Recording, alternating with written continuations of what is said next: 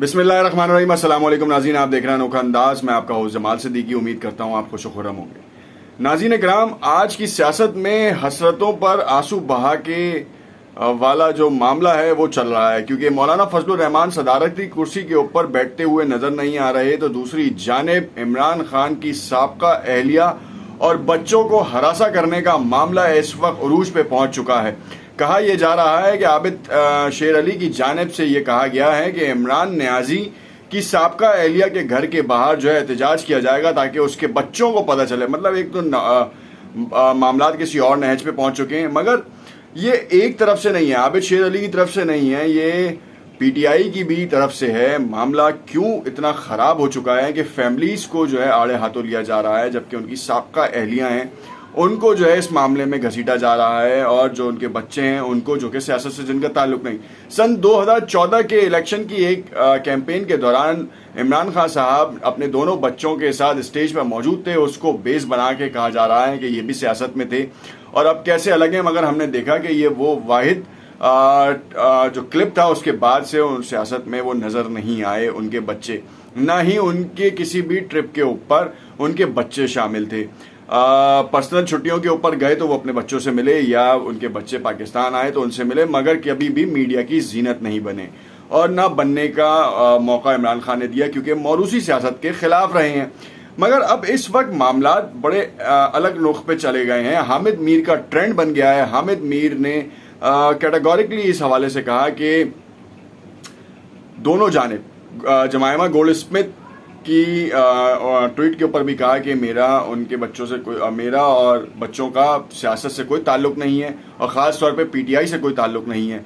तो जिसके बाद हामिद मीर ने कहा कि आपको दोनों जानिब जो है वो ये देखना होगा और दोनों जानिब रोकना होगा, क्योंकि बीना शाह की ट्वीट आई और उसमें उन्होंने कहा कि इस तरह कैसे पॉसिबल है। तो उन्होंने कहा कि आप पीएमएलएन को भी मना करें और पीटीआई को भी मना करें, ताकि फैमिलीज के दरमियान जो है ना ये मामला ना चलें। क्योंकि हमने माजी में देखा कि नवाज शरीफ साहब एक होटल में खाना खा रहे थे, जब पीटीआई के वर्कर्स या ओवरसीज पाकिस्तानीज जो हैं वो उस होटल में जाके उनकी फैमिली के सामने चोर, करप्शन ज़्यादा और इस तरह के नारे लगाना शुरू किए, जिसके बाद मामला जो है वो एक अलग ही नहज पे पहुंच गया।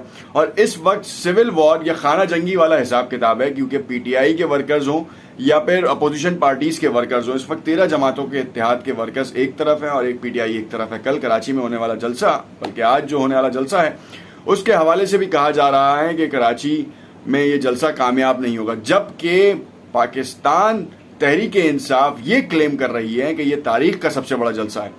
मामला क्या है इसको तफसील से डिस्कस करेंगे। दूसरी जानिब शीरी मजारी ने एक नई बहस छेड़ दी है और उस बहस ने जो है वो DGISPR की कल की ब्रीफिंग और उसमें सहाफ़ियों के कुछ सख्त सवालों के जवाबात के हवाले से उन्होंने अपना मौक़िफ़ पेश करने की कोशिश की है। और एक तरह से जो यूट्यूबर्स और एनालिस्ट हैं अब वो फौज और पीटीआई के दरमियान जो है चपकलिश को मजीद गहरा करते हुए जा रहे हैं, और कुछ तो थंबनेल्स पे ऐसी ऐसी हेडिंग्स लगा रहे हैं कि बाजवा और इमरान आमने सामने, जो कि किसी भी तौर पर सही नहीं है। एक साबिक वजीर आज़म है और एक हालिया सर्विस चीफ हैं, और उनके बारे में, और चाहे साबिक वजीर आज़म हो या हालिया चीफ हो, उनके बारे में नहीं करना चाहिए, क्योंकि इदारे का सरबराह है और हाजिर सर्विस है। इससे इदारे का मोराल, इदारे के जवानों का मोराल भी जो है वो डाउन होता है और बहुत मामला ख़राब होते हैं। नए आने वाले नाज़रीन से इल्तमास करते हैं कि अगर उन्होंने चैनल सब्सक्राइब नहीं किया तो इसे ज़रूर सब्सक्राइब कर लें, ताकि आने वाली तमाम वीडियोज़ के नोटिफिकेशन उनको मिलते रहें। नाज़रीन काम एक रिपोर्ट छोटी सी शेयर कर दूँ, उसके बाद फिर खुलासे पे जाएंगे और देखेंगे कि फैक्ट्स एंड फिगर्स क्या कहते हैं। पाकिस्तान के साबिक वजीर आज़म इमरान खान की साबका अहलिया जमायमा गोल्ड स्मिथ को पाकिस्तान और इमरान खान से रिश्ता तोड़े कई बरस गुजर चुके हैं, लेकिन ये ताल्लुक मुकम्मल लाताल्लुकी में बदलता दिखाई नहीं देता। आजकल वो पाकिस्तान में जारी सियासी बुरान से परेशान है, क्योंकि इसका बराह रास्त असर इनके घर और ज़िंदगी पर पड़ रहा है।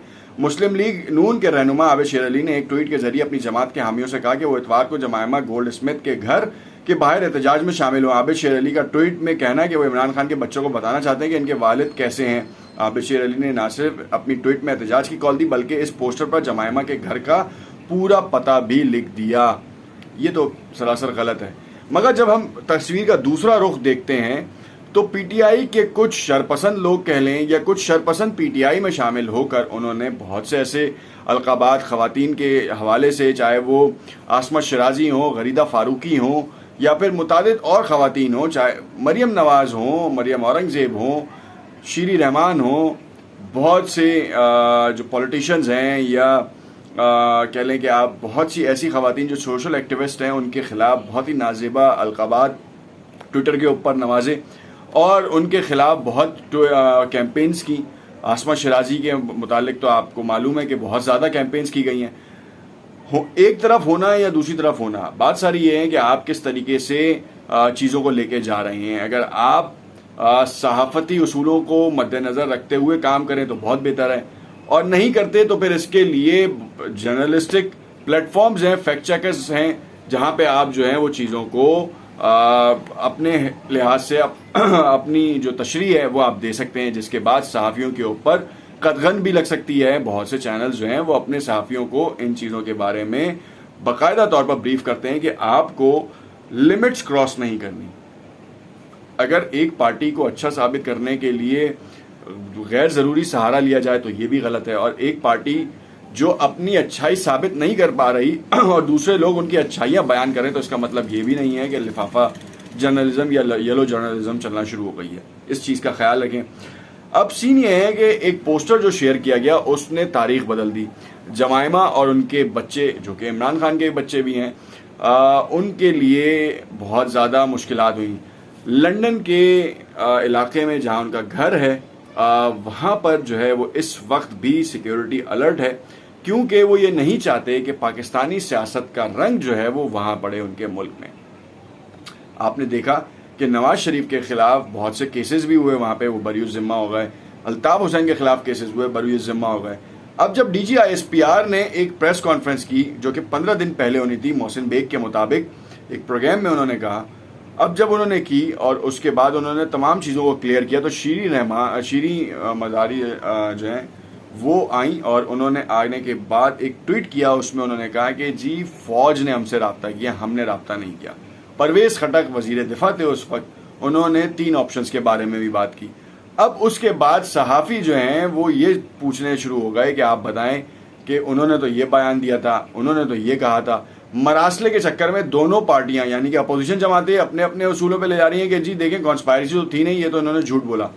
फिर DGISPR ने यह कहा कि सख्त अल्फाजात का इस्तेमाल किया गया है। तो क्या सख्त अल्फाजात का इस्तेमाल किसी भी आम मरासले में किया जाता है या हर मरासले में सख्त अल्फाजात का इस्तेमाल है, और अगर है तो फिर इसको क्या कॉन्स्पायरेसी, साजिश या किसी और जिम्मे में लिया जाएगा? ये सवाल आपका भी है, क्योंकि अवाम इस वक्त ये सोचने पर मजबूर है कि एक तरफ साबका हुकूमत जो है वो कुछ और कहती है, अपोजिशन पार्टियों का जो गठजोड़ था अब जो हुकूमत का हिस्सा है वो कुछ और कहते हैं, और DGISPR आके जो बयान दे रहे हैं वो इन दोनों जमातों से थोड़ा मुख्तलिफ है।